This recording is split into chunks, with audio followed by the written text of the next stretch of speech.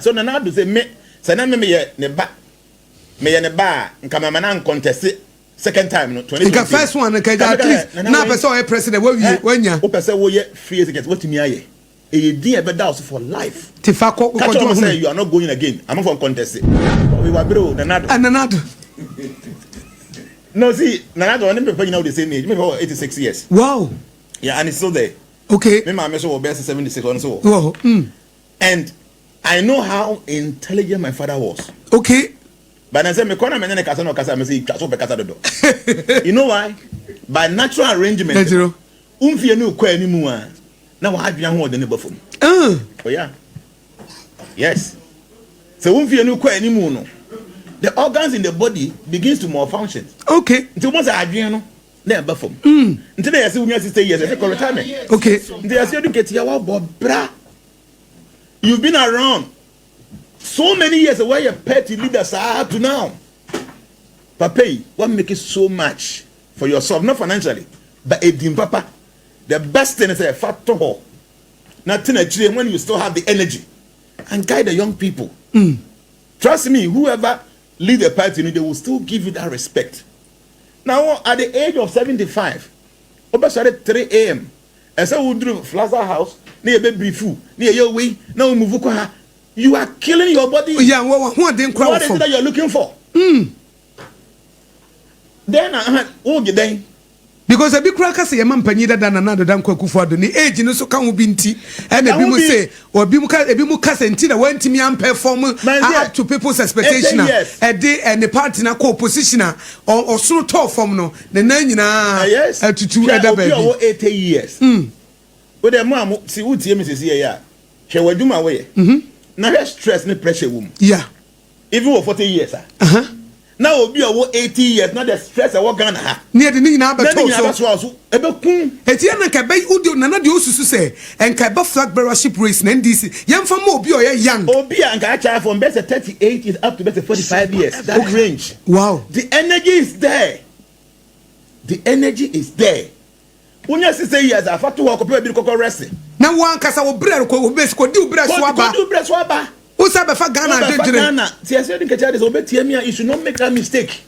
No, I don't cry the answer. I am Crawford. No, say he should not make that mistake. And get to be on with you, Matthias, because this in the world, Bemu, and a very difficult say, pay to be or nobody only 4 years. Ghana for no, you take it time and you take a decision. Wow. To the first 4 years, you know, oh, you know, man, you're crashing a month because obey the the second 4 years, you know, you bet me to Obama. But the TN say the best thing is to obey to me. A game matter was say, I have been a regional secretary for a very long time. My bear chairman, pet, you know, my son, the other power. This is the idea. Me person me rested. Okay. Till Mrantina Bana, you won't give you woman. Me and person made me support and no mundim anymore. Na yen nature na yen guide you.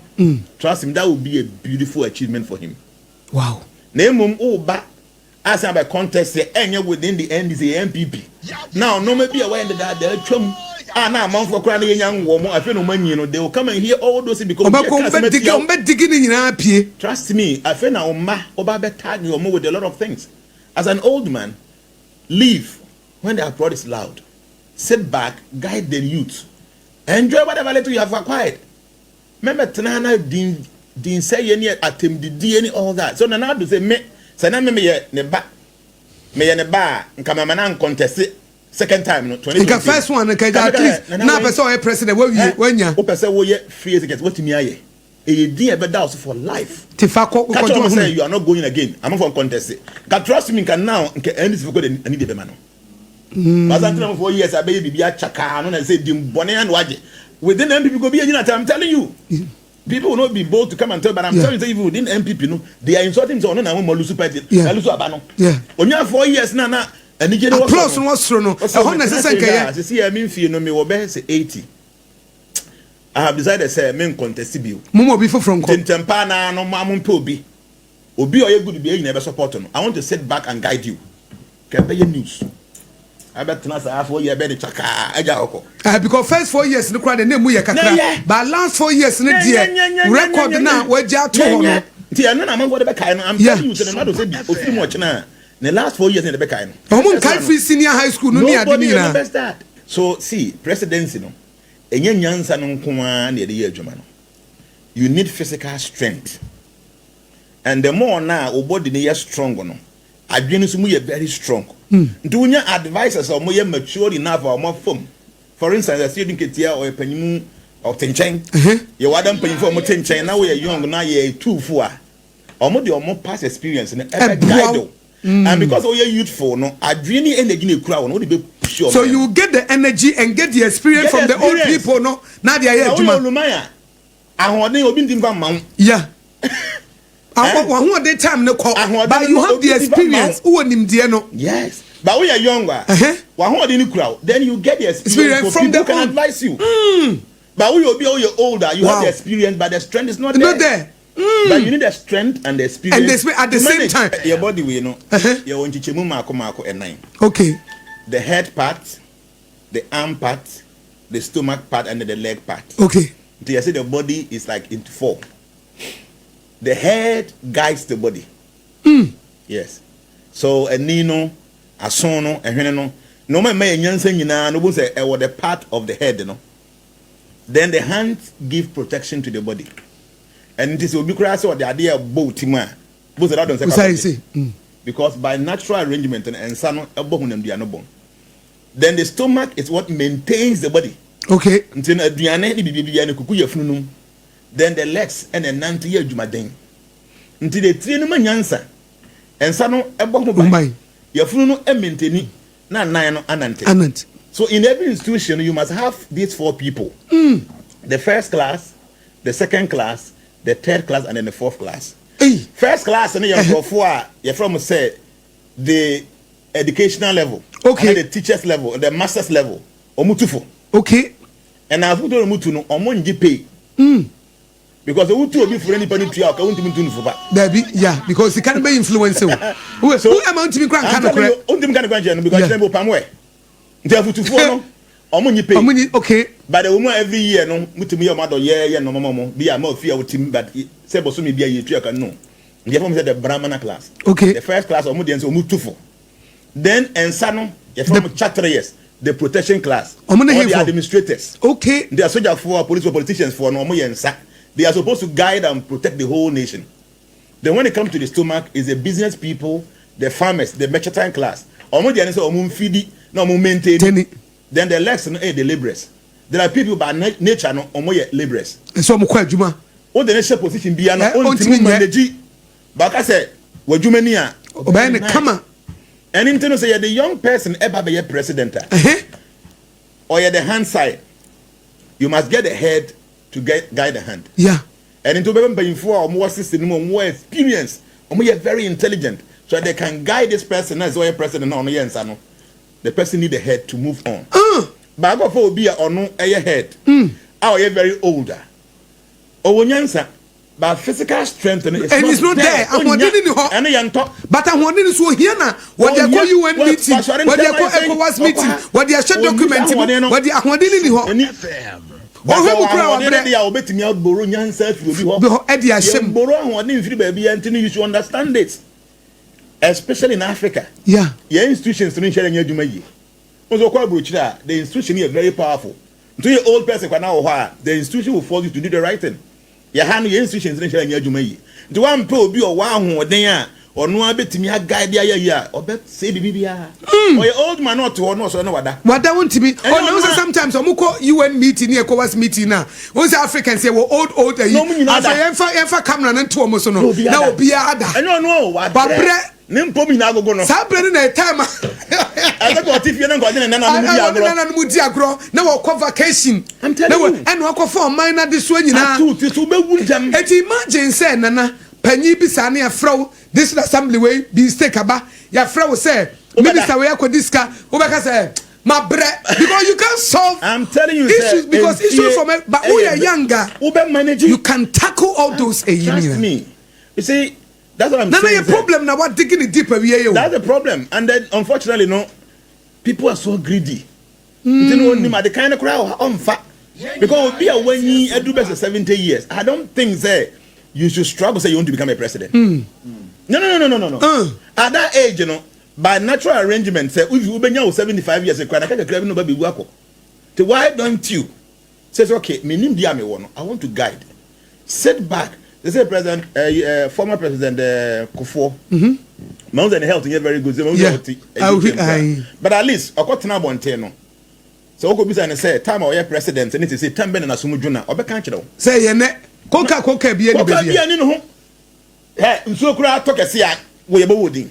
Yeah. You have book a sia bodi. Aye. See why you feel cry and manage you fear how difficult it is. Now obi when you say 80 years at that time even body no because make on your prostrate because a normal thing. Because make cake and all some diabetes be. Oh yeah, the people body at that age. Now amount for tension. It wouldn't help you, it wouldn't help the nation. See, me names a me a constitution now. Go be over more than 55 years. Yeah, man, Ben presidency. Wow. When you're 60 years, I saw call retirement. Okay. Correct it. So who are you fool? Okay. So who are you still a president?